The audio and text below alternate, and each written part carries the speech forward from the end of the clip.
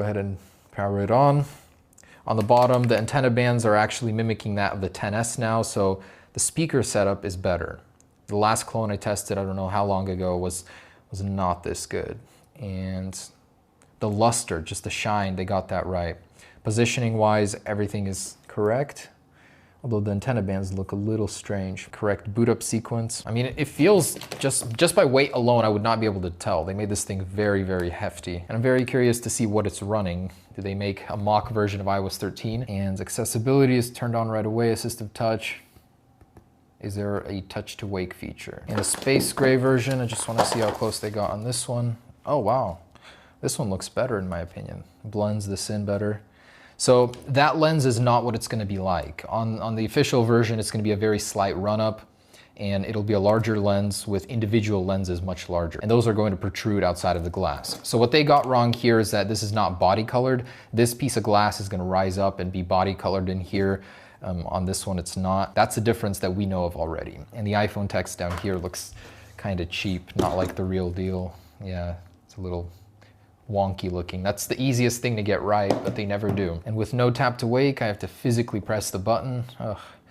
Okay, already fully set up for you. So someone down there decided to save you the trouble, and let's turn this accessibility off. It looks old. Oh, no back swipe. Instant deal breaker. Oh my goodness, that's like what makes iPhone the iPhone is the back swipe, but they removed it. And iOS 12.0. I'm a little disappointed that they didn't even put the effort in to make it run iOS 13, a mock version at least, and it's the first version.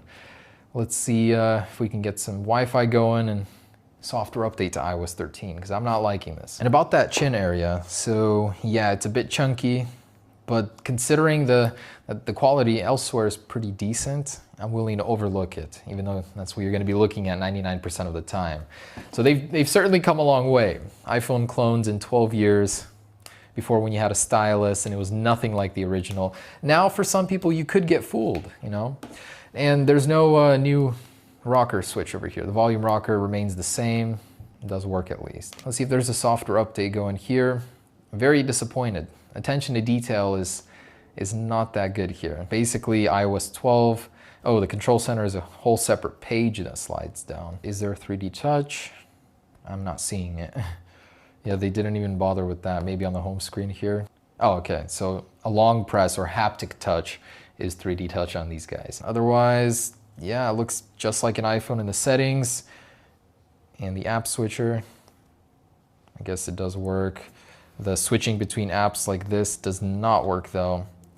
So on the surface level, before you start using the software, it might get away with it, but once you actually get into it, not at all. Question, if this was the lens, would it be fine? This one is still, I'd say, about 2 times larger than the iPhone XS Max. The official one is going to be even larger, but even so, it doesn't look too bad. Like seeing it in real life, it's not bad at all. You can get used to this. Most people won't even notice after a few days, few weeks with it. For so much complaining, I think it's unsubstantiated. It doesn't look like anyone tried that hard. I like the physical side of it looks good, but the software is just not there. And there it is. So the Geekbench score on iPhone clones, I'd say, hasn't changed in over 5 years. They use the same processor every single time. Android 6.0, so that's a downgrade. Sometimes they come with Android 8 and quad-core 1.3 gigahertz. That's 1/10 the score of the iPhone XS Max.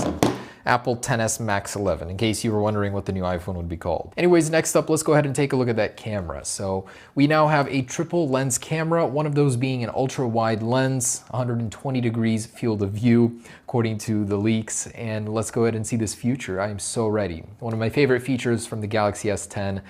Let's check it out. And for some reason, like not just here in the camera, but everywhere, it's as if I'm using iOS 10, like a really, really old version of iOS. The buttons, everything, it's just bad. Man, oh, look at this. The music app is from years ago. So there is a portrait mode and with just one depth effect, but it doesn't work at any distance. Okay. Yeah, I don't know. I'm not liking this in the least. So let's go outside and test out what they say is a 13 megapixel camera.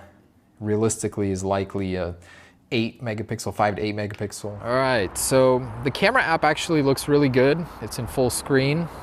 It's deceiving on here, and the zoom function is straight in the middle of your content. Nice. I swear, whoever made this software like did not care. They slapped it on from a year-old device. But man, I am ready for the camera quality that'll come with the inevitable real triple lens camera. Over here, I think very clearly it is fake, these two bottom ones. So from what I saw online, you're stuck with an 8 megapixel shooter. As for the front-facing camera, we have a 2 megapixel shooter. Terrible. Other dimensional. Don't buy this expecting to be taking anything notable with it. It has a camera. It's terrible, but it's there. So the world isn't ready yet for the triple lens camera. I'll be sharing that with you guys once it's out. We have 2 months to go. As having seen this design for months and rendering it and all, you know, I really hope that it looks a little bit better than this. But even so, if they did mimic the iPhone XS style of the lens, I think it would work pretty well. Like, I like it. I would definitely rock it and will be here in a matter of months. I'm very disappointed that they took so much time to make the hardware good on this clone, but the software doesn't match at all. Hey, it was nice to at least see it and kind of get an early look at the iPhone 11. Wireless charging. So on the deceased AirPower, regular one works. It's supposed to have it. I'm not getting that to activate. So wireless charging is not working for me, and when it's on the pad, it's activating a bunch of apps. That's very strange. The phantom wireless charge, the phantom touch of AirPower. Okay, and here I was thinking I'd be charging my AirPods 2 on the back of my iPhone 11. Not so, not yet anyways. The last thing I wanted to show you is Face ID. So they have their own version of it. Let's add my face. It looks nothing like the interface, and I guess you just stare at it. You don't even tilt your head. Okay, my face has been registered and it works. Cool. Let's try the cameraman's face. Yeah, so it works for him too. How nice. Share your Face ID with strangers. All right, last thing is let's take a look inside and hopefully not crack it, because this seems like real glass. Oh, that came out ridiculously easy. Do not do this to your iPhone clone without turning it off. But I'm sure it doesn't even matter. So that plastic surround just broke off. It didn't want to come out. Okay. All right. So as you can see, the LCD was carved around the notch. It's genuinely a real notch. And a very tiny 2 megapixel shooter over here. And you can tell that all of this over here is heavy metal to give it the weight. Without this, it would have felt very, very cheap. Now, oh, I forgot to mention, this does have dual SIM. So let's take a look at that. Oh, wow. They actually copied Apple's dual SIM layout. The SIM card tray has the same stack dual SIM. Otherwise, it's really unremarkable. Nothing really to report here. Yeah. Oh, other than the fact that it opens differently. Wow, actually, I just realized this is the first iPhone clone that actually opens the same way the iPhone does. Most of them I open from the back. So there it is, guys, the iPhone 11 clone. The real one should be coming out here very soon. But would I recommend this? I would say absolutely not. Unless you're trying to just get a feel for the iPhone 11 beforehand, this is not worth your time or your $100.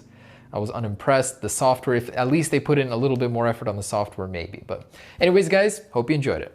Peace.